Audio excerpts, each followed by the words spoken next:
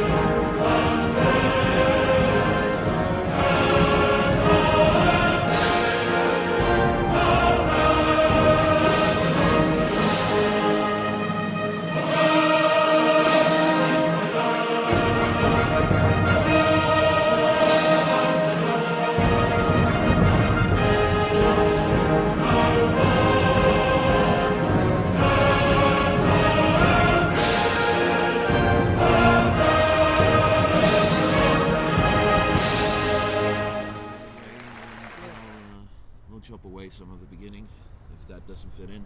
Okay. Welcome back, Niko. It's good to have you here. Thank you. It's good to be here. Yeah, Good to be back. I mean, fucking yesterday, Friday the 13th, September 2015. Fucking horrible. How did you find out about Paris? I think it was 10 or 15 minutes after it happened. I saw a post on Facebook. Oh, shit. And I let one of my friends know about it. He said, well, what are you talking about? You busting my balls now? Because I'm known to bust people's balls. I'm like, no, dude, check it out. There's bombs in fucking Paris. Yeah. So, and he has family living around, 10, 15 minutes. Downtown Paris. So when something like that happens so close to you, it's absolutely shocking, man. Yeah. No, it's fucking horrible. I mean, it's a major European city, and then you start thinking, how many people do I know that live in major European cities? How many people do I know in fucking Paris? Not only that, what you said is, valid. You live in a major European city, and you think if this shit can happen to Paris or in Paris, it can definitely happen in Athens or Stockholm or wherever. Yeah, Stockholm had particularly a suicide bombing. My God, you remember the suicide bombing? I remember the suicide bombing, yeah, and I remember the fucking cars burning because the stupid Afghan who tried to commit suicide bombing couldn't do it properly. No, these people cannot even blow up themselves. That's how stupid they are. He in Sweden couldn't. These guys, sadly, were able to, and that fucking sucks. I mean, did you find out that? Did you hear about one of those guys who blew up themselves yesterday? Actually, the first European country he went to was Greece. Yeah, his passport was marked in Greece first. Yeah, you know how many migrants Greece has received this year? 660,000. 660,000? Yes, and Italy is the second biggest destination for those migrants. They have about 140,000. 660,000 people entered Greece during the last 7 months. You know, that's 10% of the Greek population. Yeah, you know what the estimates is of Sweden by the end of 2015? It's 200,000. By the end of 2015 is what they expected a few weeks ago. Then they just keeps on breaking records. Last I checked, it was like 10,900 people that had come in during the span of a week, and there's just no letting up either. And with all of these people coming to Sweden has had to close their borders. Who fucking saw that coming? It's unbelievable. That was 15 years ago. We took the borders out of Europe. You could drive from Sweden to Greece without, or just from Sweden to Italy without a fucking passport. Yeah. Not even your ID. There was no borders. Nobody was checking. Yeah. And now all of a sudden, fucking Sweden has closed down its borders. Austria, Hungary. France is trying to shut down its borders, but many people speculate that it might be an impossible task. Yeah, because France is huge. Yeah. France is fucking huge. And Sweden, you got the fucking sea dividing you from mainland Europe, man, and you still have a problem. Fuck. Yeah. My God. And I mean, it's just... You know what Australia did? Australia has the similar problem with Greece because the only way you reach Greece from Africa or the Middle East is by boat. Yeah. What Australia did with illegal immigrants was that they sent their navy to greet those boats. They grab those boats and they send them back where they came from. That's the way to deal with those people. There's nothing else you can do. Let me ask you this: if you have 660,000 people who just came to your country, don't you think maybe, I'm not gonna say too many, but don't you think like 100 or 200 of them are fucking terrorists who want to blow up their Perhaps not even that much. I would say there might be, let us give them the benefit of the doubt. Let us say that of those 600,000 people, yeah, holy hell, 60 are terrorists. Yeah, let us give them the benefit of the doubt. Yeah. How many percent is that? That's like 60. That's like 0.1%. Yeah. That is a very good benefit of the doubt, but it's still 60 people. And yesterday was 8 or 10 people attacking Paris.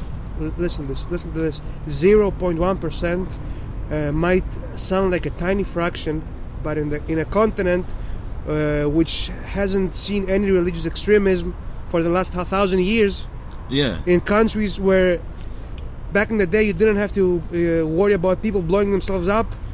That sounds like a huge number. It is a huge number, and that's the sad fucking part. I wish that you could just say that, yeah, it's about one person for every million. It's still huge. It's still fucking huge.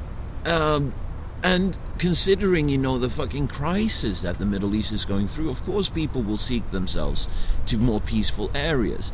It's just that... You know what another thing is? It's interesting that you said that, because the majority of those 660,000 do not come from Syria. They're from places of Northern Africa, even Sub-Saharan Africa. So the majority of those people are not really refugees, don't even qualify for asylum. You understand? Yeah. It is a fucking crazy situation that Europe has painted themselves into. And I mean, all of this can be traced back to, I think, still feeling guilt about the Crusades, still feeling guilt about the atrocities committed during the 1900s. Even that. Let's be honest. Neither us, the Greeks, nor you, the Swedes, took part in the Crusades. Why the fuck do we have to deal with the consequence? I don't really believe that. I mean, we're a part of a bigger, continent, so where we all have to share responsibility. But people might argue this way too. I mean. But I mean, seriously, I've somewhere I can understand. I can fully understand. No, that's fucking white shaming, and that's like the German people not being able to be proud of their country because 60 years ago their grandparents. That's fucking bullshit. That's fucking bullshit, dude. In America, you can be as long as you're not white, you can get away with saying anything you want, and I include myself too. If you compare me to you, I'm not particularly white either. I have brown hair, I have brown eyes. I'm not really. I'm fucking blonde and blue-eyed. I'm fucked. You're fucked. I can criticize whoever. I can criticize fucking Greeks and fucking Italians. I can say whatever I want about African Americans or Arabs, but you're fucked. Yeah. No. I mean. They're gonna call you Nazi, racist, this and that. Yeah. The best thing you can be, Milo said that. The best thing you can be nowadays as a woman, and it's even better to be a homosexual woman. You can get away with anything, or a person that belongs to some minority. Yeah. You know what I mean? I definitely know what you mean. And just for the listeners who don't know Milo, it's Milo Yiannopoulos, the writer for Breitbart, and also... If you don't know him, go fuck yourself, yeah? Yeah. Get out of this podcast, okay? Don't ever come back. No, please come back. Just pause the podcast, take a look at who Milo Yiannopoulos is, and listen to his arguments, especially in the Joe Rogan podcast, because he brings up very fascinating things. Joe Rogan is such a cunt, my God. Listen, let me tell you something. I know nothing about theater. Imagine if I come here now and start arguing about theater. You're gonna be like, Niko, you don't know shit. Why the fuck are you opening your mouth about theater? Shut up and listen. But this fucking guy and he does that often. He had Sam Harris. You know Sam Harris is? Sam Harris has a PhD in neurobiology. And Joe Rogan is sitting there arguing with Sam Harris about neurobiology. Yeah, but Joe Rogan dropped out of high school, for those of you who don't know. Yeah, but you have to see it this way as well. He's having a show where he's trying to have a fascinating discussion for the pleasure of us listeners. Of course, he have to take, the position of being the cunt every once in a while just to make an interesting I don't think program. He does that. I think he's a cunt because he's a cunt, not because he's trying to be a cunt. I mean, I haven't met him. I don't know the guy more than through his podcast and his stand-up. I barely watch UFC. Listen, I watched his stand-up. It's not... Come on, man. He's not that funny. I think he's quite hilarious. But it's a personal opinion. If you compare it to me and you, I mean, he might be, because we're not professionals, but being a comedian, what he does is nothing original, to be honest. Maybe I'm biased because I don't dislike Joe Rogan. I like him and hate him at the same time. Yeah. When he says stupid stuff, I fucking hate him. Yeah. Because I expect him not to say stupid stuff. That's the thing. This was an interesting tangent, given the fact that we were supposed to speak about Paris. Fuck, we deviated, yeah? Yeah, we deviated quite a bit. Yeah. You can delete that out of No, let's just fucking leave it in, because it is a fascinating tangent, the opinion about people, because Joe Rogan, he seems to be a liberal kind of fella. I don't think he falls. I think Joe Rogan is one of those people who, and I consider myself one of these people too. I don't want to be called a leftist or a rightist or whatever. I have some opinions that might agree with the right, and some others that might agree with the left and the center. Yeah. And you know what I mean? Yeah, but well, I that way as well. definitely, I see myself as a classic liberalist. I believe in the freedom of speech. I believe in your right to say whatever the fuck you want, and I will fight for your right to say whatever the fuck you want, for my right to be able to see, take I that disagree apart. with that. I disagree with that, and I will tell you why. I disagree with that because if your opinion, if what you want to say is Allah is great and we should blow each other up for him, I don't agree. You should be able to say that. Just the way I disagree with people who say Jesus is great and we gotta go and send the Jews to the fucking concentration camps. You know what I mean? Yeah, I know what you mean. I don't agree with that. But that is a step beyond you know the liberal and democratic rights. That is someone who is directly enticing people to violence, enticing people to killing people. That is the antithesis of classic liberalism. Classic liberalism is, you know, sitting down and having this kind of discussion. Yeah, but and what if that person, you said that you are willing to allow people to say whatever they want even though you disagree with them. What if what they want to say is violent and disgusting? Yeah, in that case, I mean, that is one of the only few exceptions. You know, if you are enticing someone to violence, that is one of the few exceptions where I personally think that, yeah, you probably shouldn't say that. But if should you be allowed to be able to speak lies without, for instance, we were talking about women and feminism before we started recording this, and many people are opening their mouth saying stupid stuff that is not backed with any valid information. Should you be allowed to lie deliberately? Of course, you have a right to speak, but with them lying, they get the blastback of the internet community saying that, wait a minute, I've checked out those studies that you're referring to, and as a matter of fact, this and this and this is fucking bullshit. It's we as individuals do it, but our institutions do not. Obama was talking the other day about the wage gap, which doesn't exist. Yeah, it's completely... Doesn't exist. It does not exist. I mean, in economic terms, it doesn't. There's not a single economist in this world who agrees with the wage gap. Exactly. Which is one of the points why that point is fucking ridiculous. Why that point is being refuted time and time again. It's not refuted by institutions because the United Nations are trying to promote that point based... And their opinion is often based on statistics that come from weird sources, man. Websites and... Imagine if the... But who listens to the UN nowadays? In all honesty. I mean, seriously. The UN has lost all its fucking ways. It's a fucking circus. It never had a way. It never had a way. It's sort of like whenever you see any kind of stuff that is recorded from the UN headquarters nowadays, just picture this fucking music in your head while you're watching, like because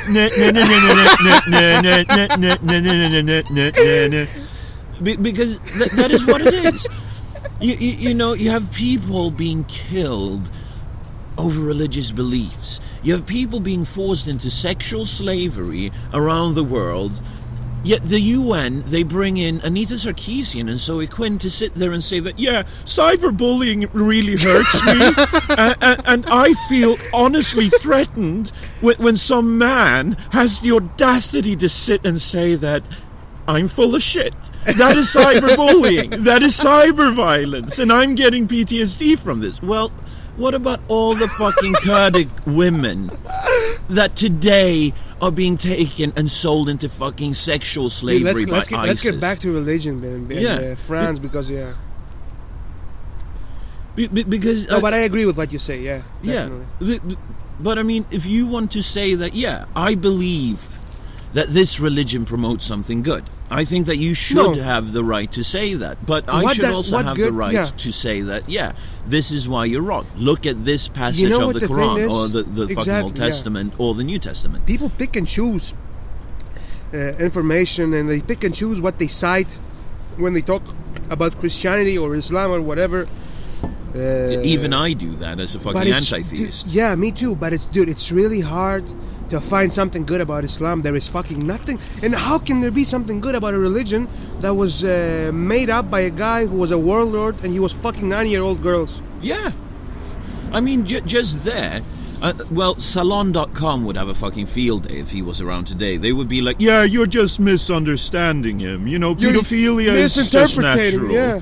Yeah. Because that is what the neo-progressive left has been reduced to. A bunch of fucking rape apologists, pedophilic apologists that don't listen to any fucking science. They don't listen to any fucking empirical evidence. They just go about and say that, yeah, but that hurts my feelings that you said that. And that trumps any sort of valid argument that you're making. And this is why... Not even that. They won't even try, like I told you before, they won't even try to refute what you're saying. They will attack you as a person. Oh, Islamophobic, racist. Yeah, don't listen to him, he's a racist, sexist. Yeah, but you know the word Islamophobia is made up by fascists to control idiots. Dude, Islamophobia, if Islamophobia is the fear of Islam, and judging by what happened yesterday, I'm afraid of Islam. Same here. A fucking bomb blew up a peaceful country, you know what I mean? Yeah, fucking France. France is like the beacon of fucking tolerance in the world. I'm afraid of Islam. I'm afraid of Islam the same way I'm afraid of Christianity or Judaism. The only difference is that... Scientology. Or fucking Mormonism. Exactly. Or the only difference fucking between Buddhism. Exactly. Or fucking Hinduism. The only difference between the rest of the religions and Islam is that Islam is mainly concentrated in a very underdeveloped part of the world where people actually blow themselves up for their religion. That's the only difference. Yeah. You know what I mean? No, that is the zealotry that comes with believing that your religion is infallible. Christians were guilty of this during the age of the Crusades. I mean, they wanted the Holy Land because it was a Christian Holy Land. So they sent out fucking troops. And now these guys, they are like, yeah, we need a fucking worldwide spanning caliphate. So what the fuck do? They attack people that disagree with them. It is the same story being repeated time and time and time again. And the only way that we can get out of this is if we just stand up and say, we've fucking had enough. No more fucking terrorist bombings. If you do, tough fucking tits, we will isolate your country until you guys fucking calm down. But what happens when these people come to your country? What can you do then? That's the problem. Yeah, because honestly, dude, as much as I'm a humanist and this and that, I don't care what the fuck they do to their own country. You want to kill yourselves? Please go ahead. I don't give a fuck. Yeah, but don't kill others. Don't kill others. If the Saudis want to have a religious state, fundamentalist state, they can do that. Yeah. Stay fucking there. Why do you have to come here and blow us up?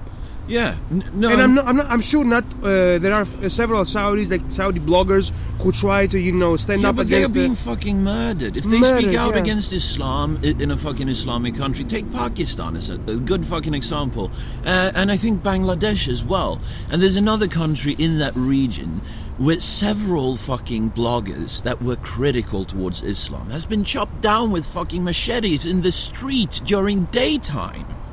Just for saying that, yeah. By the way, yesterday, a little girl in Pakistan was slapped around and locked up for hours because she's a Christian and she went to a Muslim restroom. This is the people you're dealing with. You know what I mean? And I hate when people say, "Oh, not all Muslims are like that." Of course, not all Muslims are like that. Listen to this. If I see you right now choking Alex to death, and I just watch that happening, I'm a fucking part of the crime. You're an accomplice. Exactly, an accomplice. So if these people see their state doing this and they do nothing about it, they either agree or they don't give a fuck. Yeah, but you know why that's the case, right? Because if you disagree, you're an apostate. The punishment for apostasy in Islam, according to the Quran, is death. If you say that, yeah, I've fucking had enough of Islam, if you're raised a fucking Muslim, if you receive the equivalency of baptism in Islam as someone who is from the Middle East, or even if you're born into a fucking white Muslim family that lives in Sweden, if you then leaves... Is there such a thing? I bet there is now. No way, dude, come on. I bet there is now. By the way, I've seen a Swedish guy wearing... I've seen a Swedish... I mean, when I say Swedish, I mean Swedish. His parents are Swedish, he's blonde and blue-eyed and everything. Yeah. You have those guys down fighting for fucking ISIS. You have those kind of guys down fighting for ISIS. You know what the very interesting thing about ISIS is? It's nice that you bring it up. Many members of ISIS, many executives of ISIS, high-ranking members, are Chechens and Tatars and fucking... They have nothing to do with Saudi Arabia and Syria and this and that. Yeah, no, but it is because ISIS are calling for a worldwide caliphate. And if you conform to the full Islamic belief, that is your main goal. Because if you conform with the full Islamic belief, it is the final religion. It is the religion to end all other religions. Of course, you need to bring in everyone else under the so-called loving arms of Islam. Otherwise, we'll blow the shit out of you. That is the way that they're thinking, the people that are conforming to the full Islamist ideal. Now, I'm not saying this as, all fucking Muslims. I'm not a fucking retard. And I do operate under the guise that people that listen to this aren't fucking retards. I know many fucking people that are born and bred Muslim that are the kindest, most sweet fucking people in the world. And then you also have the fucking douchebags. Not all Muslims are Islamists. Islamist is the ideology. It's the political religious doctrine of Islam. Not all Muslims are Islamists, but all Islamists are Muslim. Because they believe in the same thing. But not all Muslims are believers. It's just that they can't go out and say, I don't believe anymore. A secular Muslim, if he goes out and say... When things like that happen, you have an obligation as a human being first to speak up against it. Mm-hmm. Otherwise, you can just say, okay, because I'm afraid of death, I'm going to stop talking. And if this is what we did, there would be no Jews right now, and there would be no Gypsies and no Polacks, because they would have died in the concentration camps of Germany. Yeah. You know what I mean? And Russia as well. Fucking Soviet Union, the gulags. The fucking Jews, they were facing a Holocaust. The Greeks too, man. Soviet They fucking Stalin sent us to the deserts because we were Christians. Yeah. And I mean, that is what this fucking complete belief in one singular system does. I mean, I don't discredit socialism completely, because, let's face it, there are certain good ideas in socialism. It's just that the majority of socialistic ideas relies on the fact that everyone needs to think the same. Same with fucking religion. I mean, of course, there might be some good points in religion, but in the broader general history of the planet... Points. Every single argument that the defendants of religions have is shit. And often they bring up the fundamental ethics that supposedly, and morals and principles. That is not what I'm talking about. I know. But I'm just saying this because it's an interesting. The Old Testament is inciting fucking genocide. Jesus. Not only that, even the good things that some people might find about religion, like the principles and the ethics and the morals that supposedly the religion gave us. People had ethics and morals before Christianity and Judaism, and you know what I mean? Of course they had. Otherwise we couldn't have survived as a species. But there is a reason why it's so easy to see through religion for people. It is because if it was written by a divine, supernatural being that is infallible, we wouldn't have any kind of argument if it was right or not. The churches, the fucking imams, the rabbis, the priests, the fucking pope, none of them would have to go out and say that you are not allowed to criticize this because it offends me. Because there wouldn't be a fucking need if those words were true. If those words were true and written by an almighty being, everyone would reverence it. Because it would be enlightening. Yeah. Wouldn't they? Wouldn't the Almighty write a book that would be timeless? Because when you read the Bibles and the Qurans and all the religious scripts, you can tell exactly at what point of history they were written in. They are very characteristic of their times. Yeah, and that wouldn't have happened if it was a supernatural being. Exactly, and they are full of fallacies and full of wrong, facts of the times. Yeah. For instance, how old the world is. 6,000, 9,000 or 6,000? No, 6,000 something. Yeah. 6,000 something. Which is how complete the world and was utter created. bullshit. Exactly.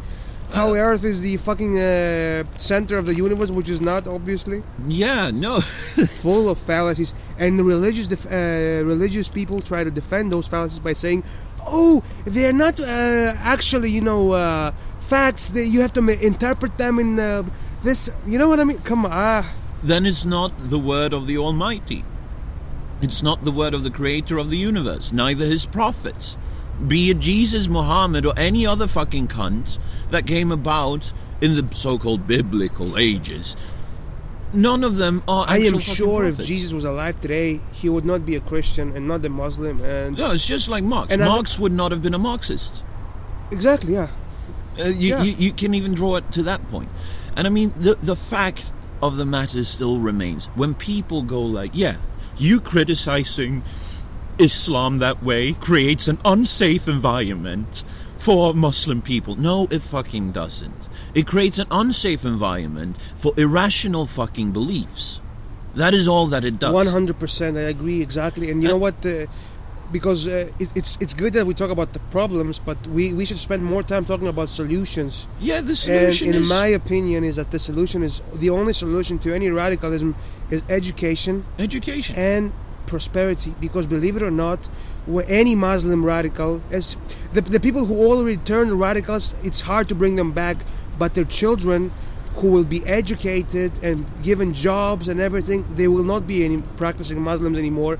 Because like in Sweden, you have kids who were born in Sweden who are not fucked up because they went to a school, they educated, some education they got a job, they have a girlfriend, a car, they want to fuck, they want to do drugs, drink. They won't be Muslims anymore because their new life doesn't agree with the life their parents taught them to live. Exactly. And that's the only way to solve this. No amount of bombing will annihilate Islam. No amount of violence. Education and prosperity. And that is also something that I find very important to say, is that I'm very disappointed in people that say that let's just fucking bomb the Middle East. Let's just get rid of the problem. No, but that's the reason why they come to our countries, because we bombed their countries. That's the reason they come. That's the reason that they had the need to arrive to the Western world in the first place. That's the reason why they don't have prosperous countries in the Middle East anymore. Well, you have certain prosperous countries, but what do they do for the refugee crisis? Jack shit.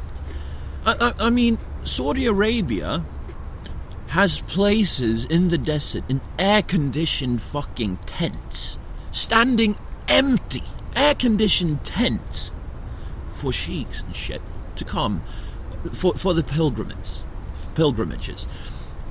Let us say that, okay, Saudi Arabia is a Sunni Muslim country. You have Mecca in Saudi Arabia, so every Sunni Muslim person that comes to Saudi Arabia ought to show it fucking reverence. Why can't they say that, yeah, we have these tents, and as long as you prove that you will be an asset to the Saudi Arabian society, you will get a fucking citizenship, and you will get to work here. You will get to be a part of our society until you feel that it's safe enough to return to your own society, if that is what you want. They don't do even that. No, they don't. You know what Saudi Arabia and the Emirates and the Qatar, the rich countries, said when they have closed their borders. They've closed the borders to their own people. Yes. Imagine if Stockholm closes its borders to Malmo tomorrow. That would be fucking absurd. And you know what Saudi Arabia said? We cannot accept these people from Syria, speaking of Syria, because our culture is much different than theirs. What the fuck are you talking about? They speak your language, they have the exact same culture, the same, they look the same, they talk the same, they walk the same. Yeah, it's different accents. They fucking bomb people the same way you do. Okay, that might be an overstatement, but I get what you're saying. Yeah. I mean, that is the issue, though. And here's the thing, I heard Obama yesterday express his solidarity with the French people. Obama is the president of the country that a couple of decades ago armed these people because the country wanted to overthrow different dictators, all of them were dictators.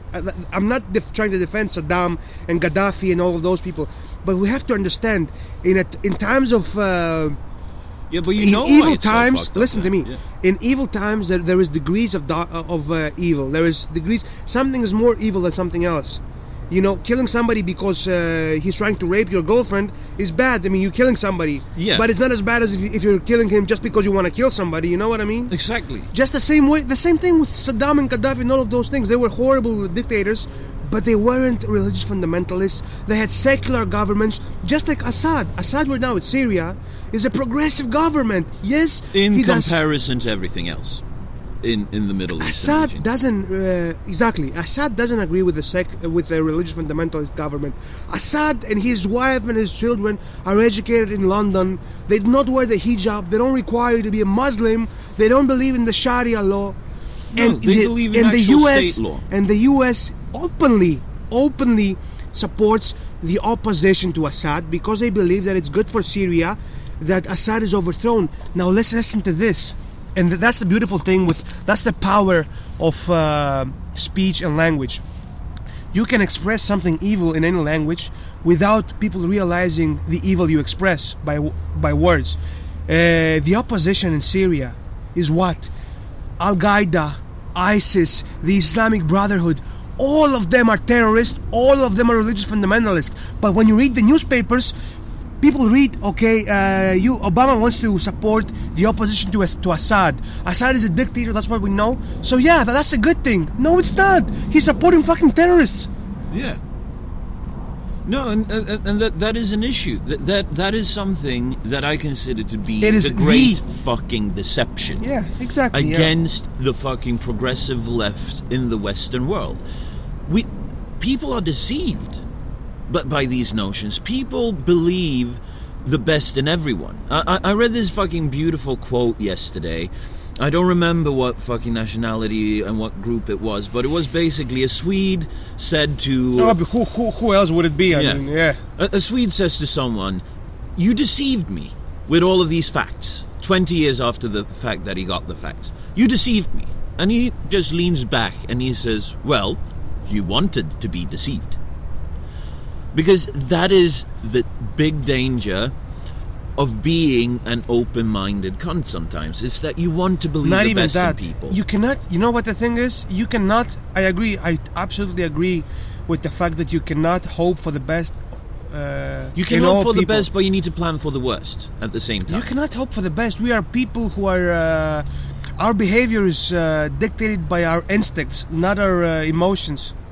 You know what I mean? Not our. I told you before. It's the animal brain that promotes every behavior, every impulse we have. Yeah, definitely. We want to fuck. We want to kill. We want to fight. We want to eat. That's what we want to do. That's what we were created to do. That's why we survived. But we have. I mean, it's a society has evolved faster than the human brain has. Much faster. And it is also the thing. This is something that loads of people don't want to accept, speaking of, evolutionary fucking biology when it comes to the brain. It is that the brain, our reasonable brain, is not in as much a control as we wish it were.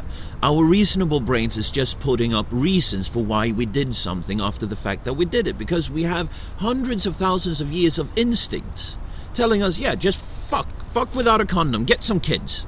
That is our biological programming. Exactly. And then we justify by saying that, I felt ready for having a kid right now, and it all just... bullshit. All this bullshit, yeah. And I mean, sure, there are people thinking that way. There are people managing to act that way. And you know what the thing is? Our human brain doesn't develop as much up until the age of 22. So up until the age of 21, 22... we use mostly our animal brain. This is why little children do stupid stuff, because they do not realize consequences, and they do not realize, they don't see reason behind their actions. They see only emotion. Yeah. This is why a little kid will have 6 bags of candy instead of 1, because he doesn't realize that what he does is going to make him obese and fucking sick and this and... You know what I mean? Yeah. And I think it's the same thing with fucking religion. There's a reason why you baptize young children before they even gain the ability to think. You have a fucking toddler. I mean, they're gonna choose not to be baptized. That's why you baptize them. That is exactly why. I mean, it is fucking children abuse. Religion is child abuse on a global fucking scale that our parents were subjected to as a point of normalcy, which made them think without better judgment, because they were subjected to it and they turned out pretty alright, So why not baptize your own children into the same fucking shit as they were baptized into?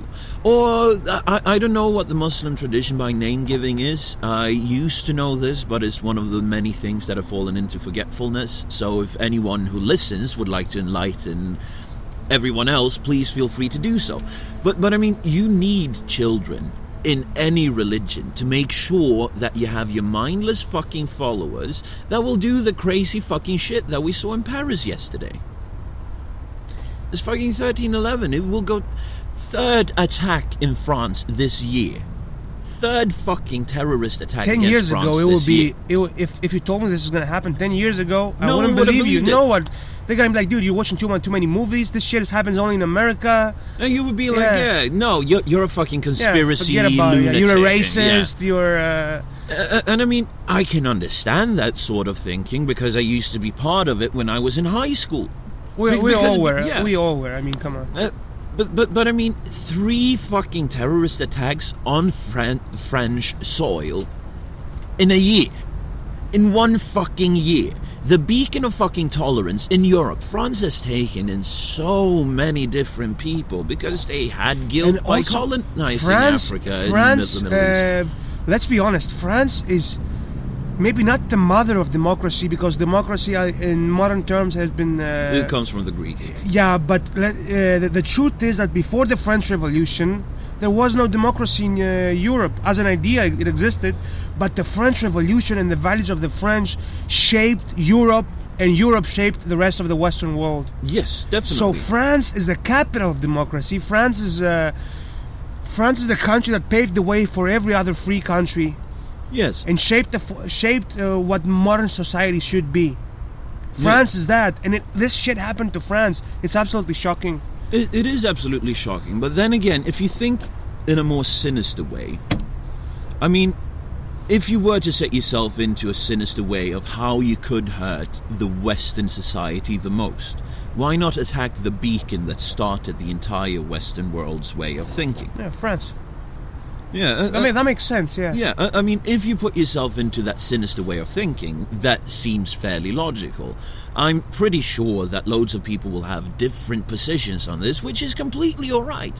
This is just a speculation that I came up with that just struck me now. But I don't think these people are educated enough to understand the importance of France or the importance of Western civilization, for that matter. So I do not think that can be the reason. I think, but I mean, as you said earlier, 10 years ago you were to say that this would happen 2015. If you were to say 10 years ago that France would be attacked by 3 fucking terrorist attacks within a year, everyone would be like, yeah, you're full of shit.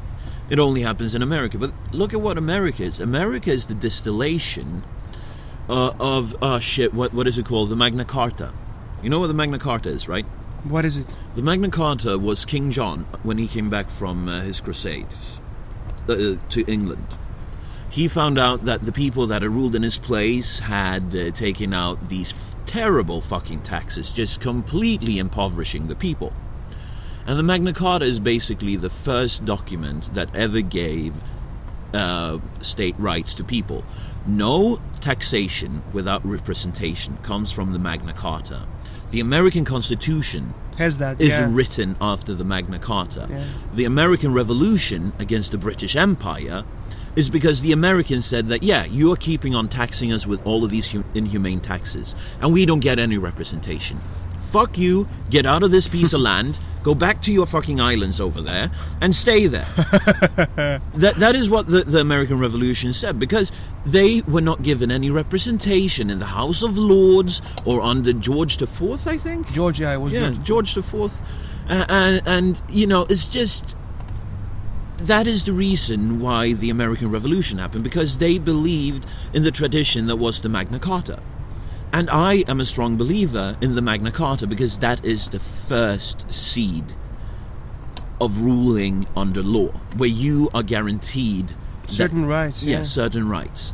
No taxation without representation. Objective laws. Innocent until proven guilty. I don't think that was written into the Magna Carta. It's too long since I've read it. I need to read it again.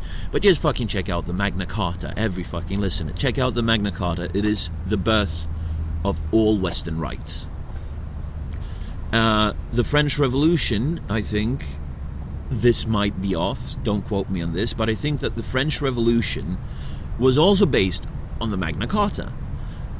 You know the expression that Marie Antoinette supposedly said, let them eat pastries if they lack bread. Let them eat cake. Yeah.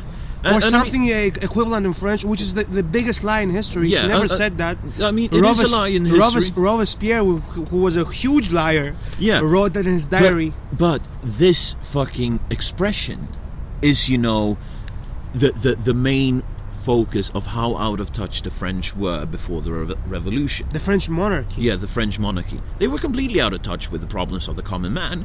So, of course, people fucking rebelled. And this created, the seeds of the France that we see today. This fucking beacon of tolerance that has let in so many millions of people from impoverished areas, given them a chance to prosper in France. Sure, not everyone has succeeded. Sure, there's much to wish for in their immigration policies. But why the fuck would you attack someone who is the closest thing to an ally in an increasingly fucking populistic environment that is growing in Europe? I mean, look at Orban in Hungary. I mean, he is elected by the people. I'm not saying that he has no right to enforce what he's enforcing, because I disagree with him. He's elected by the people, and the people can vote him out of office at any time. But with people like Orban in the European Union, why the fuck would you attack France? France, who is standing against Orban, who is criticizing the fact that Hungary has built a fucking fence around the border. I'm not sure there are even many Muslims in Hungary. No, there aren't. And I'm not sure they're planning to get there, because Hungary, not even the Hungarians will want to live in Hungary. I mean, why would... Yeah, no, but it is one of the last borders that you have to cross before you're in the European Union. Which is why Orban said that, we are shutting down our borders. So they built the fences. Which side? No, I mean, you can enter the European Union through naval borders. Greece, Italy, Spain. But the landway is what I'm speaking about now. The landway into Europe goes through Hungary. Not too many people go through that route. People come through Serbia and Albania. They come up through Albania and Serbia, and then they go in through one of the bordering countries there. So you have Austria, you have Hungary, and what is the third country that recently just said that they will accept Hungary's help to build a border fence as well? I think it's Romania. Romania is building a fucking border fence and cross its entire border. Which is really funny, because just a few years ago it was the gypsies coming from Romania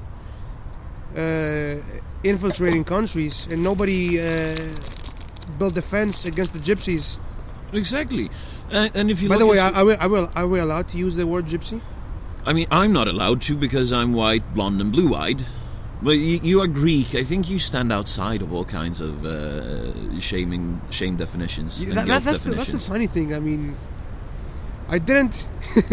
And I always wonder how white do you have to be white? I have no fucking idea. That's the thing. I'm not the judge of this. Because if you put me next to you, obviously I'm not particularly blonde. But if you think that I'm from Europe and I'm here in the States, I'm kind of white, no? Still, no? Yeah, no, I mean, Greeks have always been considered Greeks, even when you do the racial slurs. I mean, in Sweden, you have the racial slurs. He's just a fucking Greek, People used to say that about Swedes when I was in, fucking middle school. I had a bunch of fucking racist cunts in a bunch of my classes, and they were like, what are you, a fucking Greek? I was like, really? Yeah. I was like, what the fuck are you talking about? There's nothing wrong with the fucking Greek. They used to say that? Yeah. I heard that about the Turks. Turks as well. But Greeks, I think it has to do with... That's what they put the word Turkin next to every single, insult. Next to every single insult. No, but that is fucking... That is based on your ethnicity. In Sweden, and I think it has to do with the fact that Sweden actually imported loads of Greeks, loads of Yugoslavians, Finnish people, and Turkish people when we had a high conjuncture in the economy. Mm-hmm. People came in because we had an abundance of fucking work, we had production, we were exporting to loads of countries. This is still in the post World War II boom. Yeah, Sweden was basically untouched. Sweden basically only helped other European countries rebuild. Sweden became one of the most prosperous countries in the fucking world thanks to that. Now, I don't know. I think they've projected that in 2030, Sweden will be below Libya in living standard. Do you think that's a valid statement? With the fact that... I mean, this assumption is made given the current situation. The current situation. Given the current financial decline and given the infiltration. Yeah, but what is Sweden supposed to do? I mean, Sweden is playing this fucking humanitarian seppuku ritual tradition, which is basically a ritual suicide when you look at the welfare state of Sweden. I mean, we used to have loads of fucking money that we just fucking hoarded. We were like fucking dragons up in the north, you know? We were sort of like Norway. No, I think things will change in Sweden for the better when the Sverigedemokraterna, The Sweden Democrats. the Sweden Democrats, I think they will definitely win the elections. I'm gonna definitely vote for them. My whole family will most certainly vote for them. By the way, for those of you who don't know, the Swedish Democrats is supposedly the right-wing party, but they're not really right-wing if you look closely. No, they're socially conservative. Socially conservative, and if you really think about it, if you If you compare it to other countries' right-wing, if you compare it to the right-wing here, they are fucking socialists. Yes. They are liberal. They are called racist in Sweden, but I didn't find a single trace of racial discrimination against anybody. I sent them an email a few days ago. They more than welcomed me to be active within the party. Yeah, but which if I you will listen do. to the Swedish radio, they have this call P1, you know, the first fucking channel, SRP1. If you listen to, you know, the debate program they have when everyone gets to call in, you have Turks calling in, you have Greeks calling in, you have Arabs calling in, you have Africans calling in saying, okay, just so you know, I'm Arab. And I'm going to vote for Sweden Democrats. What do you have to say about That's this? a great impersonation of Arab, dude. Wallah. Wallah crumpets. You know, I just fucking love accents. And the Middle Eastern accent, especially the Arabic Middle Eastern accent, it's just something golden about it. It's the best. Let's go, Barty. Yeah, let's go, Habibi. Barty. Let's go, Barty. Habibi. Yeah, I don't make it to fucking be mean to Arab people. I make it because I think it is a really cool accent. Now, fuck that. And It's also, it's funny to make, but it's Yeah. not like you won't get any girls saying, "Hey, Habibi, you wanna go out with me?" You're not gonna say. not looking like me at the very least. I mean, they would be like, "What the fuck is your problem, man?" No, but I mean, this is the thing. I'm European. You are European. We are both sitting here. We are saying loads of good stuff about Arabs right now. I mean, I fucking love Arabs. Yeah, I grew up with them. I mean, Arabs are fantastic people. They're fucking hospitality when you visit them, and they go like, "Oh, Wallah, do you want dinner?" If you say yes, it's halal. they will give you dinner. Not only will they give you dinner, they will give you a 3-course meal, and then they will be like, "Okay, Habibi, go to the living room, sit down. I will bring shisha and I will bring daddles." And you know, they will just keep on feeding you shit. Cigarettes, they will give you beer, they will give you wine, depending on if they are secular Muslims or, you know, believing Muslims. They will keep on giving you shit to eat and shit to drink and shit to smoke. Absolutely agree. Until you say, "Okay, I fucking had it. No more. No more. No more of Seriously." Food Nazi. Yeah, one of my old childhood friends, I still remember him with fucking joy. Mustafa was his name. Is his name. I don't know if he's still alive. I hope he is. What? You know, he ran with some bad crowds after we had a falling out. But I went to his family house one time. His family is from Iraq. His father, he fled Iraq because he was one of the generals that said that, yeah, I don't like Saddam. He had a death sentence against him. That was why his family came to Sweden. Fucking crazy. And when they gave me dinner the first time, Mustafa was like, "Okay, listen, if you don't want any more, you have to tell."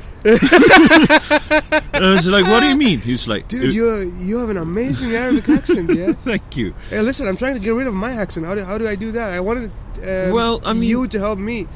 First of all, why did you choose a British accent as the accent to adopt? Because I was applying to British drama schools, and one of the things that they demanded was you need to do a Shakespearean monologue. And doing a Shakespearean monologue in fucking Swinglish, to be or not to be, that is the question. I mean, that doesn't really work. So how did you take accent removal classes? No. I just went down into the basement and I watched a bunch of British old comedy series.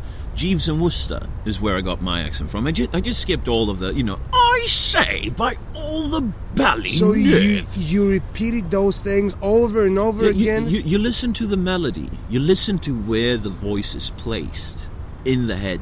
I mean, the British accent is just a bit in front of your mouth and nose. And it's unbelievable how spontaneously you do it. I mean, you don't really try to emulate it. This is your accent now. This is the way I speak now. Before that, I mean, during middle school, I was really into, fucking hardcore gangster rap. So I did all I could to speak, like the African-American gangsters from Compton, from fucking NYC. It's something that I'm a bit ashamed about now because, hey, look at me. I have no fucking business walking around like, yeah, you know what I'm saying, you'd get dropped the moment you entered those places, yeah? Yeah, I would have gotten shot. They would be like, what the fuck, man? Are you mocking us? So, I mean, it's just better to accept the fact that, yeah, it's probably not the best idea for me to speak that way. But with that said, I'm not being a dick against, African-American gangsters for the way that they speak. I mean, I find it very fucking cool at some point. No, man, it's you know what the thing? It's a rape of a language when you speak like that, and it's not only African Americans, it's white people, it's whoever speaks that way. Fucking Valley Girl accent is my absolute fucking favorite to hate of all American accents. What's a Valley Girl accent? It is, like when oh they my talk like god, this, Dad! like, oh my god, I went to Starbucks and I was like, and then I was hello. Like, oh my god, you're so hot. You must be Greek. Oh my god. The fantasies of Niko. It's not a fantasy, it's reality. Let's go to the bar with me one day. Oh my god, Greek! Oh no. No, but back to some serious manner. No, but honestly, tell me, you're gonna help me with the accent, man, because I can definitely do that. I don't want a British one. Fuck that. I don't want to sound like a posh, crooked teeth fucker. Well, I say this is the most fantastic way to speak, kind sir. When you are in Britain, have you been, first of all? Yes, I've been in Britain several times. Can they notice that you're from abroad or no? It depends on who I hang out with. What do you mean? First time I went to England, I already spoke like this. So how did they treat you? One of their own, or? Well, I hung out with a Scotsman for like the first week. I was there for like 2 weeks, I think, my first visit. I was about to start a school, and I was over there to get my final shit in order, meet the people I was supposed to live with and everything. And I hung out with a Scotsman first, and when I met a Wales guy, a guy from Wales, a Welsh guy, who I was supposed to crash at for one night, he was like, are you from fucking Scotland? And I was like, no, I'm from fucking Sweden. Well, you sound a bit like a Scotsman right now. I was like, yeah, I hung out with a bunch of Scots. Then when I hung out with this guy, Liam is his name, he had a very Welsh accent. And when I was meeting him, I was supposed to head down to his neighbourhood, and he was like, yeah, and just fucking look for Sainsbury's. I was like, Sainsbury's. Okay, Sainsbury's. So I went down there. What the fuck is that? I'm coming to that. That's part of the point. And I went around asking, do you know where Sainsbury's is? And they were like, what?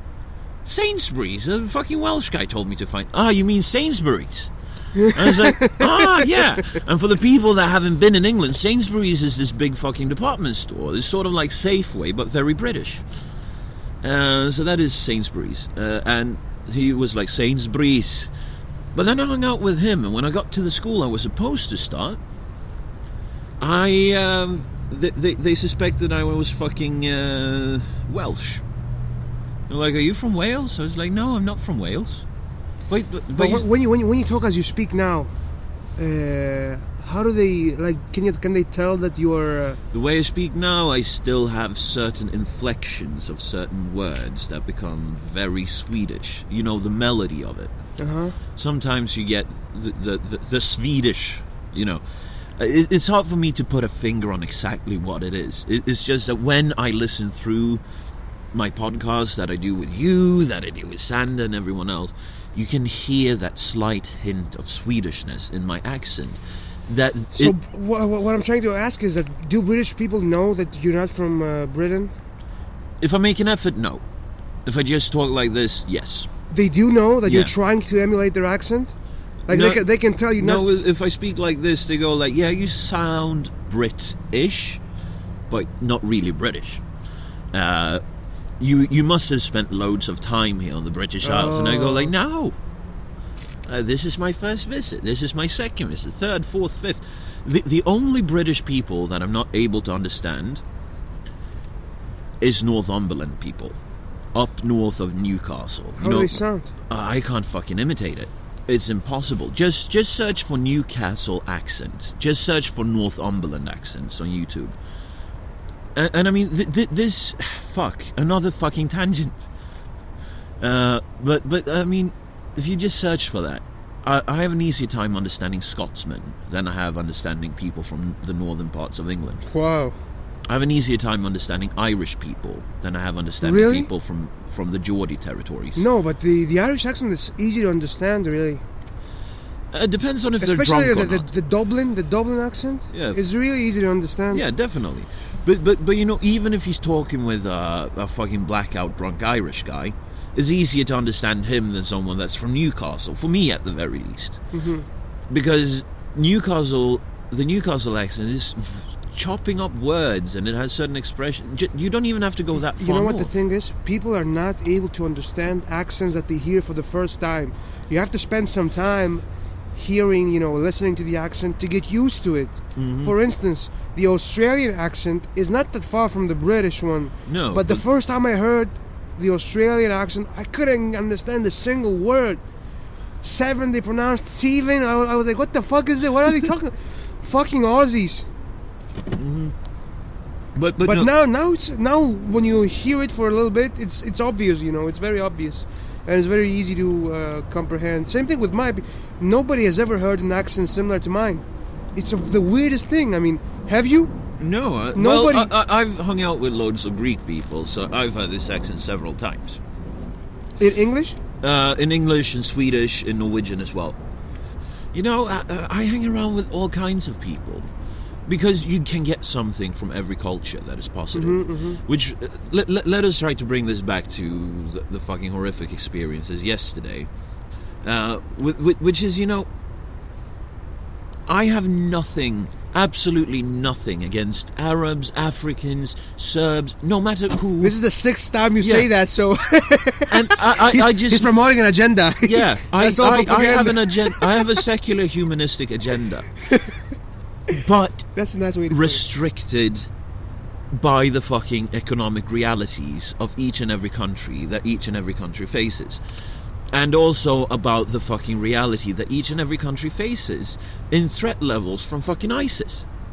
Let's not call them ISIS, by the way. They might be listening to this and feel good about themselves. Let's call them Daesh. It is basically the Arabic word for throat cutters, I think. If I don't misremember. Just search for it. The fucking Daesh don't deserve anyone's respect.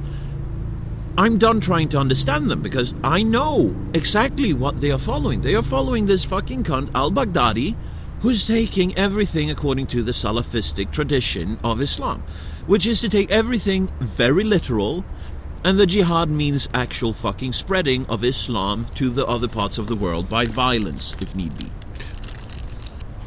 Can I ask you, do you honestly believe it? Because what you told me shocked me, actually. Do you think Sweden actually will become a third world country? Not very likely, right? I mean, something's going to change. I mean, if nothing changes, it is very likely. I think all the welfare system is going to go away. That's the first step that you can solve this. Welfare is going to go away, definitely. Social welfare will be the first thing that needs to go away.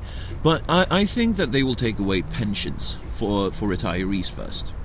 I mean, my grandmother... They will slice them? Yeah, they're already slicing them. They're already putting taxes on the state fucking pension that you receive according to Swedish law. They're already slicing it. My poor grandmother, she can barely afford to eat for the entire month. Really? She can barely afford to have coffee for the entire month. She has to prioritize everything, and she also has dental problems, and she has to pay full fucking price for that in Sweden. You know what the thing is with Sweden? I've noticed being there, the state wastes too much money. Even in education, they have too small of classes. They have 10 to 15 people classes. That is not the fact anymore. I mean, every class that I've been in Sweden has had at the very least 25 people. Only in high school, when I was attending the aesthetic program that I did there, I started out with arts and crafts, And arts and crafts subjects we separated from the other aesthetics programs, which was music and theatre and photography. But first years was with second and third years, and vice versa. Musicians went to there, but they had to collaborate with the first and second years and third years as well. So they still had a fucking ensemble of 30 people. We still had a fucking group of 25 people. I went to Tursplan's Gymnasium, which is one of the good ones. Yeah. In the city of Sweden, in the city of Stockholm, and the classes were tiny, man. They were tiny, and they were deliberately tiny. They were too many teachers when we didn't need teachers. There was a masseur in the fucking... a masseur? I swear to God, check it out. Are you fucking kidding me? There were like 120 substitute teachers on the reserve, vicaria. Yeah, So substitute teacher, yeah. Yeah. There was a Somali translator. There was a Arabic translator. They were paying for Arabic teachers, Somali teachers, whatever teachers. There were 15 different. What are those counselors? The counselors? Yeah, the study counselors. The study counselors. There were like 4 or 5 of them. They were neat. There is no need for those people. We had fucking 3. There's free school at the school's cafeteria. Free food at the school's cafeteria. Yeah. What the fuck is that? No, I mean I can get that when you look at fucking elementary school. Free food. Kids need food to be able to concentrate, to be able to focus.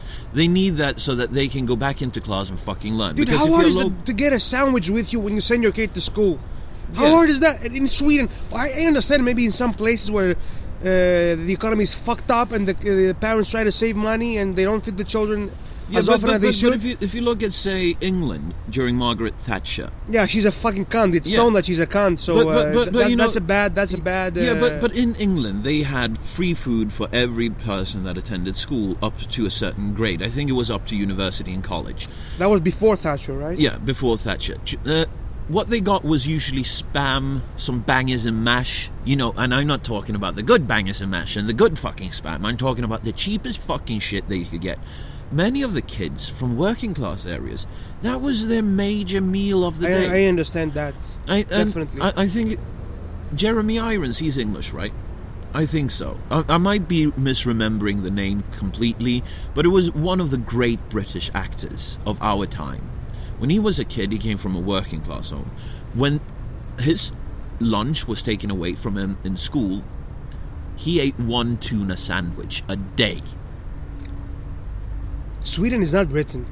No, but you have these families among the working class. The Swedish working class is much richer than the British, even nowadays. It depends. Much richer. If you look the at British working class doesn't even have a car. Not many of the proper working class in Sweden. The new working class. Dude, class. I belong to the working class. What are you talking about? I am working class. My father's a construction worker. Yes, I am the working class. But he is a proper I'm working telling class. you. If you look at our generation, if you look at the fucking telemarketers, I worked as a fucking telemarketer for like 2 months. If I didn't have the privilege of having my mother and her fantastic fiancé saying that, yeah, you can live at us, and if you pay us 5,000 Swedish crowns a month, you get to live here and you get to eat here, and then you can use the other 2,000 Swedish crowns for what you need. Your fucking clothes, your fucking cigarettes, your fucking alcohol, your fucking coffee, all kinds of shit like that. If I didn't have them, and I had to pay the ridiculous fucking leasing prices that is starting to pop up all around Sweden, because you have a fucking accommodation crisis nationwide. And you have this because of the fucking rent control socialist bullshit system that the Swedish government is imposing. Yeah. And I mean, the fact of the matter is that creates corruption too. Because I would never have been able to support myself living alone. No, you could have lived in Rinkeby or and spend Tensta. like 1.5 hour every day just to get downtown to work, and then spend 1.5 hour getting back on the fucking subway. Well, what are you gonna do if you don't have a choice? Exactly. This is what I did, man. This was every day for me. You don't have to tell me. Definitely. And I'm telling you, my family for a very long time in Sweden belonged to the lowest class possible, and still life was not too bad. No, it's not. It was too hard, bad. But it wasn't too bad. You cannot compare Sweden to Britain. Yeah, but you also you had several people that worked in your home. Yes. Yes and no. We all worked to receive one salary, my father's salary. And I will tell you why. My father was a cleaner, and he had 16 hours assigned to him, and we all went to clean the fucking school so he could get out of work in 8 hours. So only one salary was coming to our. We were all working, but only one person was getting paid. Shit. Yeah, and you see, that is the thing. A lot of rice and pasta. 16 hours. Rice and pasta. Yeah. That is not living, that is merely surviving. If you think hardly, about it. Hardly surviving. Hardly Exactly. surviving. If 1 month what goes bad, you're fucked. Mm-hmm. And that is the thing. That is what you have. That is why the Swedish state has, By the way, I have food proof for for everything. When I'm saying 16 hours, Yeah. I have saved all those. I fully fucking believe you. I have no reason Because I want to have doubt you memories on of that. You know what I mean? Yeah. And I mean that is the I thing. was 14 years old. My sister came because we had nowhere to leave her. We took my 8-year-old sister with us, and we let her. We used to clean kindergartens, doggies. Yeah. So we would put my sister where the toys are to let her play, and we were cleaning the fucking no. I don't even want to remember those times, man. I'm telling you. Yeah. That's working class. That is proper working class, and that is why kids have the meal in school. I agree with it. Yeah, I changed my mind. Yeah, that is now. why. Now you've changed my mind. Yeah. During the mandatory school system But if you that you have look at the number, because that's the thing, numbers never lie. And as an economics major, that's what I can tell you. If you see how much food is wasted in Sweden, Definitely. in the schools, Definitely. and you see if you see the quality of food and the quality of protein, because guys, when you try to look at the nation's diet, you always see the amount of protein they get, because protein is the most expensive type Yeah. of food. Carbs and fats for pasta and butter and fucking stuff. easy. It's very cheap. Yeah. It's very you can feed a family for $2 with on pasta. Do you remember the fucking horrible pasta and meat sauce that we got in school in Sweden? No, but that's the thing.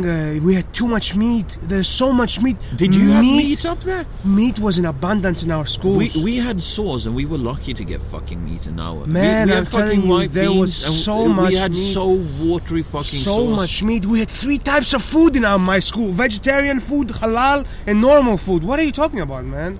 There is so much food wasted in Sweden. So many resources. All those fucking pensions that they're giving out. All those bedrag bullshit that they're giving away. The welfare money, basically. The welfare money, yeah. The monthly welfare check that people can it's cash in on. it's a waste of. You know what? It kills the incentive of people to work. I actually agree with that. Since coming here, I've never felt more enticed to work. The only sad part is I can't work. But I want to be able to work here. I want to be able to pay taxes. Because working here actually fucking pays. I mean, I've gotten offers for jobs that I'm not nearly qualified for based on, you seem to be a guy who wants to work. You can get this workplace. Can you take it? And I'm like, sadly, I'm only here on an F1 visa. I can't take That's it. beautiful. What kind of jobs did you try to land? I've gotten offers to work in cigar shops. I've gotten offers to work for startup tech companies where I've been, offered $20 an hour just to be a receptionist for a startup. That's fucking crazy, man. I've been offered to head to Nevada to take an acting gig. Rehearsals $500 a week, showtime fucking $1,000 a week. And you couldn't take it. And I couldn't take it. But I was offered that. And there are no government handouts that I'm alleged that I can get. Which means that I'm just fucking dreaming about being allowed to start working there to pay my own fucking way. And I want to stay here. I don't want to go back to Sweden. Sweden is the backwater of the planet right now. Sweden is in decline. I can't get work with the fucking education that I have in Sweden. Because you need to have a very specialized university degree. If you want to work as a receptionist at a tech company in Sweden, you need to have a fucking tech degree. You won't be making $20 an hour, that's for sure. Yeah. No way you're gonna make No. $20 an hour. Not for a fucking startup, I won't. I've fucking tried working for startups in Sweden. There was this one side they offered, get exposure for your company on our company social media, for businesses, business social media, basically. And they were like, yeah, if you sell a package, you get paid according to what you sell. But the service that they offer was fucking shit. Commission, yeah. Purely commission. It wasn't a fucking hourly rate. They were a startup. And then they went into the grave because they had a shitty idea. And that's the fucking thing. Here, I can work for startups And I can at the very least be able to meet, what I have to pay in rent for sharing a small-ass fucking living room with my roommate Alexander. I don't think so. No, you're wrong on that.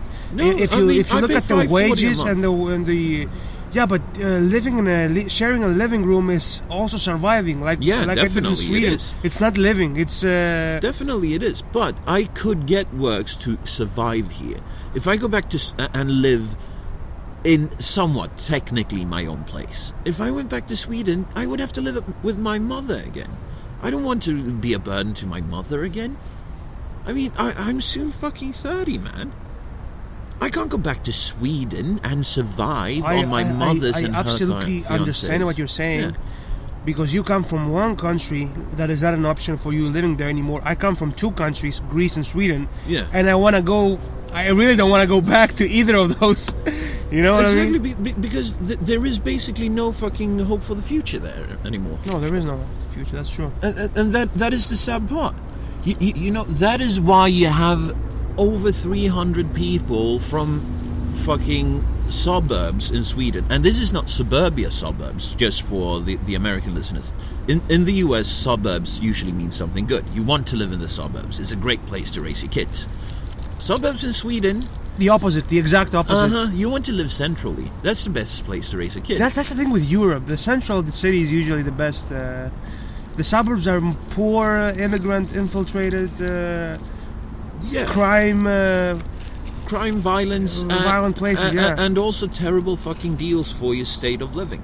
I mean, look at a place like Rosengård in Malmö. I don't have to look at Rosengård because I used to live in Rinkeby. Yeah. I'm telling you. Do you have cockroaches in Rinkeby as well? You haven't. Sweden doesn't have a huge cockroach problem. In Rosengård. Rosengård is warmer. That's why they have.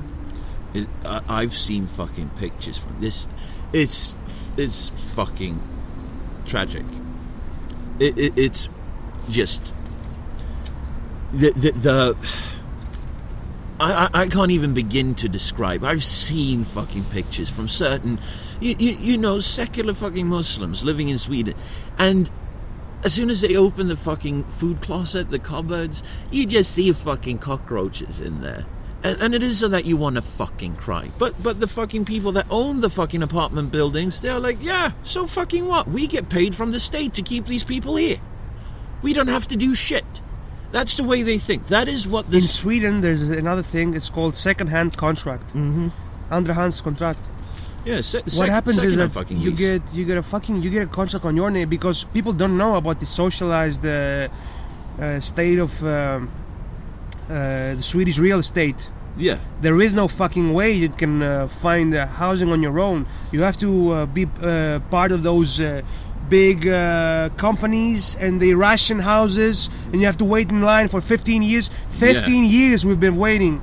My mother just got an apartment. She's been waiting 8 years to get an apartment. 8 years. 8 fucking years. To move from A to B. Yes. And that is fucking disgusting. So you know why we did in the meanwhile? Because if we haven't done that, we'd still be in Rinkeby.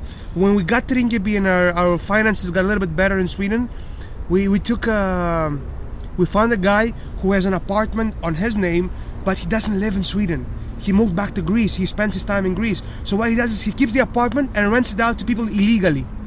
Yeah, and that's the way it works. That's half of Sweden does that. Half of fucking Sweden. Literally half. Like all our neighbors did that. Mm-hmm. All our neighbors were under all fucking places. I've had one first-hand contract. That's what rent control does. Yeah. That's what rent control does.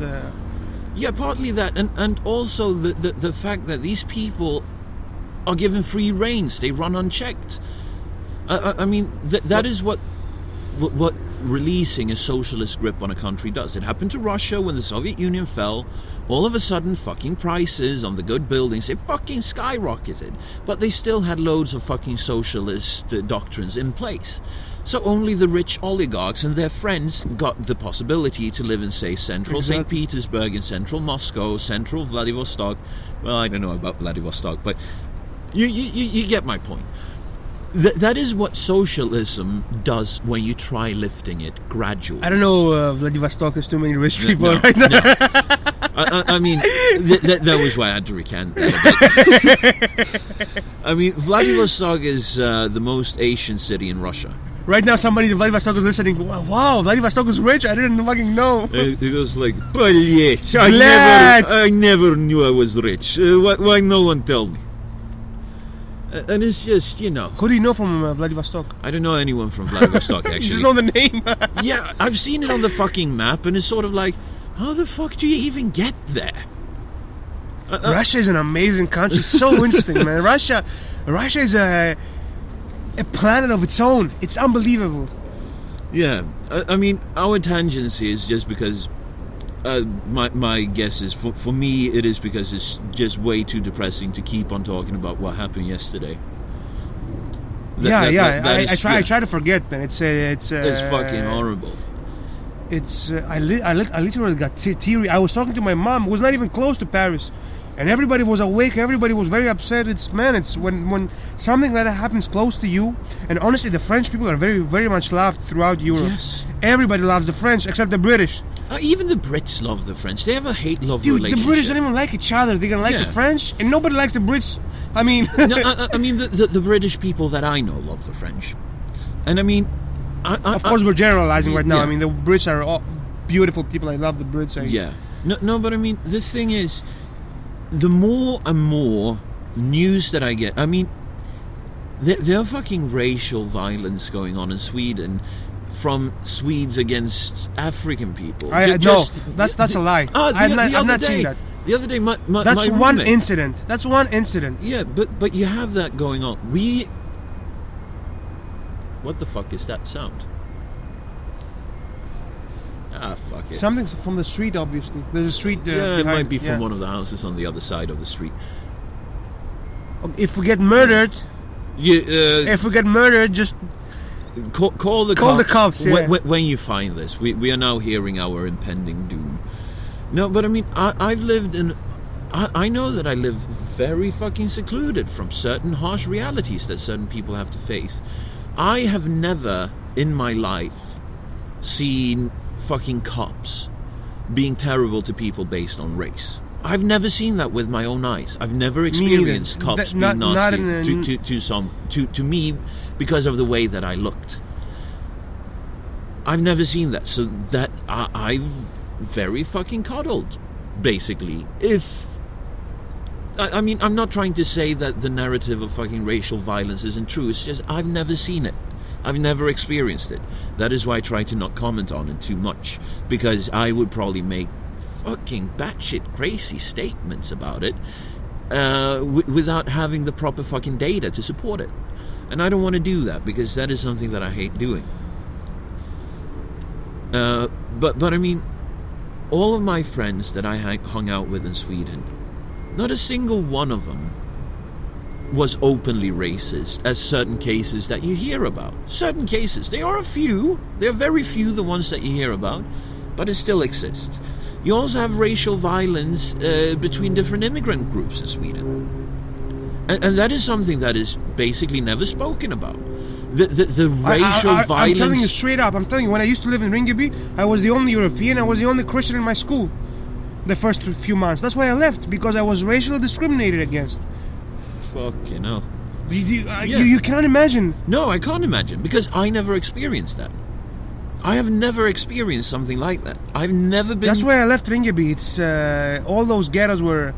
And racism, no matter where it comes from and who it's going towards, it's a horrible thing. Yeah.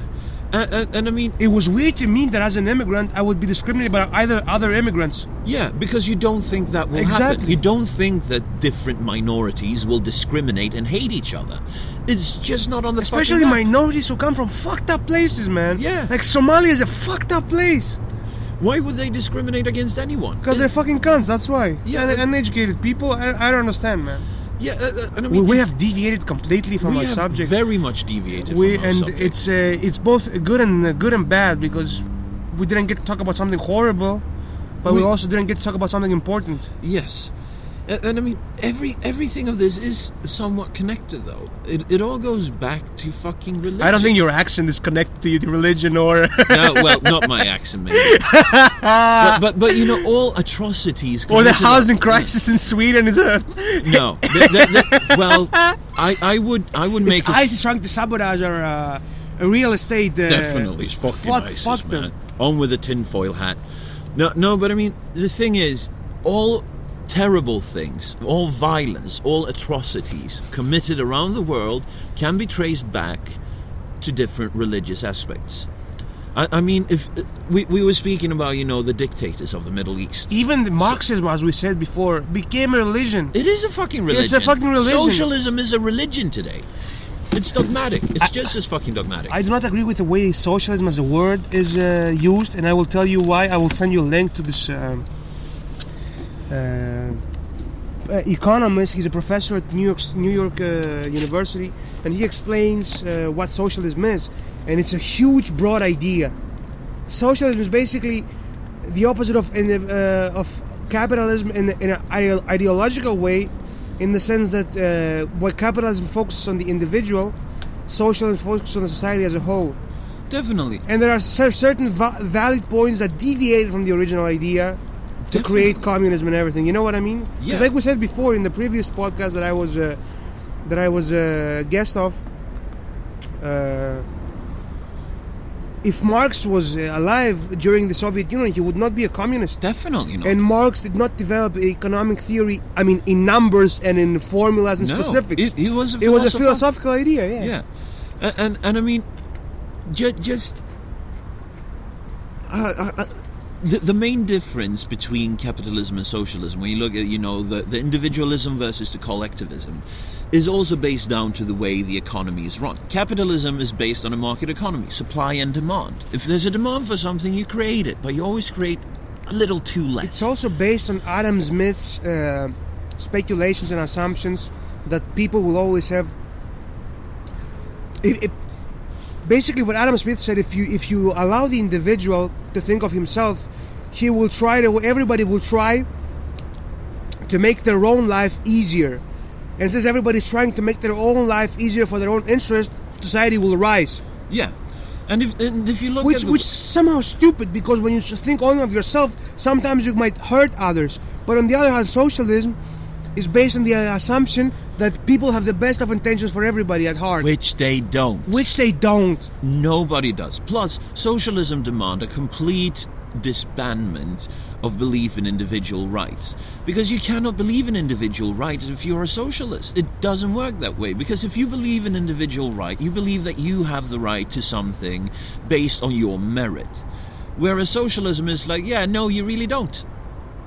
You really don't have that right as an individual, which is why I am a strong proponent for you keep the individualism and then you create the basic safety net for the collective. Exactly, absolutely. The basic safety net.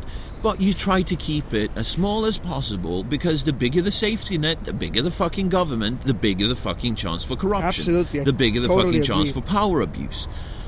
I mean, if you have as small as government as possible, and you disperse the governments that is making the decisions. I mean, you have a nationwide government here in the US. You also have statewide government. You have county-wide governments, and then you have city governments, and then you have different fucking entities to make decisions for a certain part of, say, LA. Santa Monica is its own township. The San Fernando Valley is its own township. Downtown is its own township. What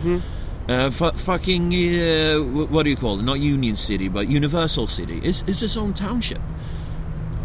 Because if you have a centralized power, certain aspects, certain townships will not receive as much benefits as the richest ones, as an example. I mean, if you look at LA as a very good example, the San Fernando Valley is consisting of so many fucking high-income earners. They are basically paying for the municipal roads for the entire city of LA. Now, this is a gross exaggeration of the actual fact, but San Fernando Valley tried to secede from LA because of this very fact. I bet it's a fucking ISIS conspiracy too. Yeah, definitely. It's a fucking, I'm telling you, man, those fucking terrorists. Fucking terrorists. Dude, today was a failure. Yeah. We came here to talk about something and we talk about something else. Yeah, it's all my fault, I think. It's all ISIS conspiracy too. Yeah. I bet they try to make us talk about other stuff. No, but here's the thing. I heard Kim Kardashian is getting new boobs. What? I just destroyed the complete episode, but no, I'm just kidding. No, but here's the thing, though. I think it's, what we are doing, what we are experiencing, is something that is very humane. When faced with something as horrible, with the bestial fucking nation. Your expression was great, man. I wish people could see you from from. But that is the thing. When we are faced with true evil, we do our best to compartmentalize it away. We don't want to face it because it's fucking scary to think that humanity is such a fucking fucked up species as it is. I mean, I do not consider those people humans. No, not the Daesh. Fuck the Daesh. Daesh is beasts. They take fucking sex slaves based on the fact that the women that they're taking as sex slaves are not Muslims. Yeah, they are not that particular branch of Muslim. They even take Muslim women as sex slaves that refuse to conform to the Daesh small, narrow interpretation of it. The Daesh is a fucking danger to everyone. They are Islamists cunts. And they are a danger to the Muslim people. They are a danger to the Western people. They are a danger to the Asian people. That's all. They are a danger to people. But most of all... to themselves, too. They blow up themselves, so obviously... Good fucking riddance. Good. blow up yourself in your own fucking towns, you cunts. You fuck the blow up each other's houses, not other people's houses, you know what I mean? Yeah, I mean... if they just could keep to themselves. If they went out to the fucking Sinai desert and they said that, yeah, we want to create a caliphate here, and there's nothing there of value to anyone. I would fucking finance this shit. Yeah, sure. I would finance it. I'd say, guys, go for it. Yeah, but as it is right now, the fucking just them, war not even their wives. Yeah. Just them. I bet they would turn gay. They would start blowing each other, you know, most likely, bending over. I bet they do that too. If you spend too long, you know, without a woman. I think it is Yemen that has the most strict laws of when you are allowed to socialize with the other sex, and as a result, Yemen has the highest rate of premarital gay sex in the world. No because way. All they are allowed to is to hang out with How people do they of their find own those? sex. That's the thing. You cannot find those statistics. I mean, you cannot. Of course you can. I mean, how can you ask somebody? Oh, do you have a? You cannot go around asking those because questions. It's a very taboo subject. But then you have certain people that function as whistleblowers to the actual state of a country. You have the Edward Snowdens of Yemen that is basically that's not breaking a topic the taboo. We need to cover on another episode. No, but that is the thing. Sexual needs will take precedent no matter what. Because that is the first biological imperative. And I mean, this is what religious fucking extremists are trying to fight against. They're trying to fight against the very nature that makes us human. We want to fuck, we want to eat, and we want to sleep. And everything that we do is based on that, except religion. Religion is a place for dumb cunts to go together. They have fucking places for fucking families that are dumb cunts. They're called churches. You can meet with other fucking dumb cunt friends and you can sing songs together while having a fucking priest telling you, oh, you're so good. Say what we say when we say it. And that is all it fucking is. So that was the it's Jim Jeffries. That was the point. Prestige of our podcast. That was the orgasm of it. Yeah, I think we should close here. Yeah, I think so as well. We are at 1 hour and 28 minutes right now, and I mean, just to end it off. I mean, France, our thoughts, our love, our fucking feelings are fucking with you. Vive la France! Vive la France! Solidarité. I think I just bungled up that fucking statement.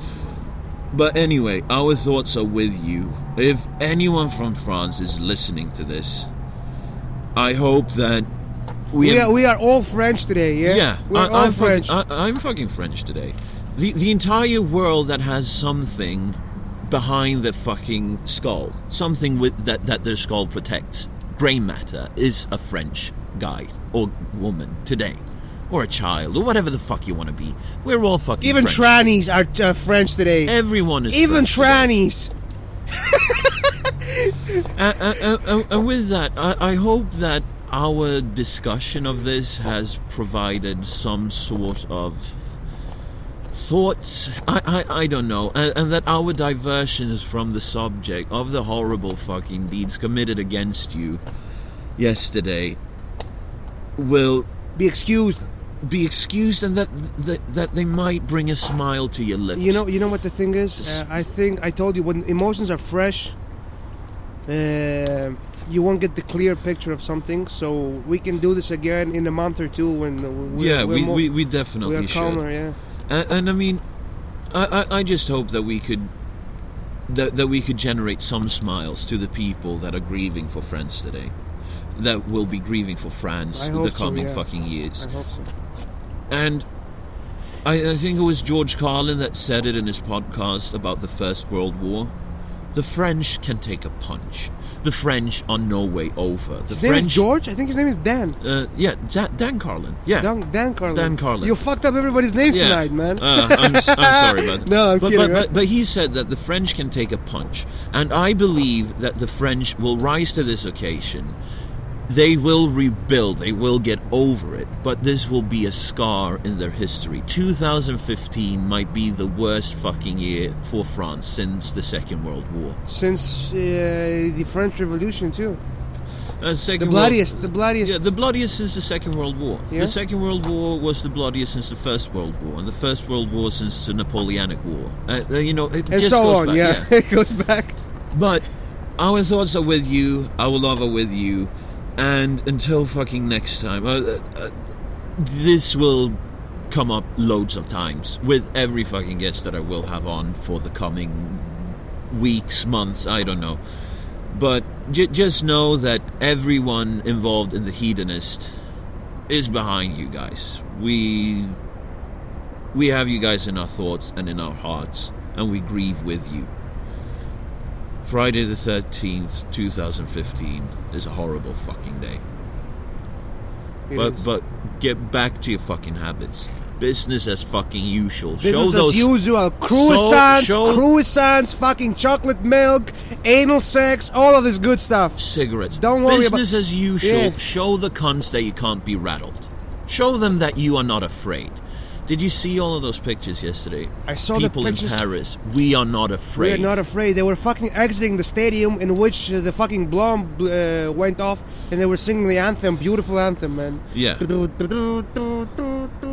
that's how we should end the podcast. Yeah. I will fucking add the French national anthem For the intro, yeah. That would be cool. for the music bits today. And we are with you guys. And with that, until next time. Bye-bye. Bye, thank you.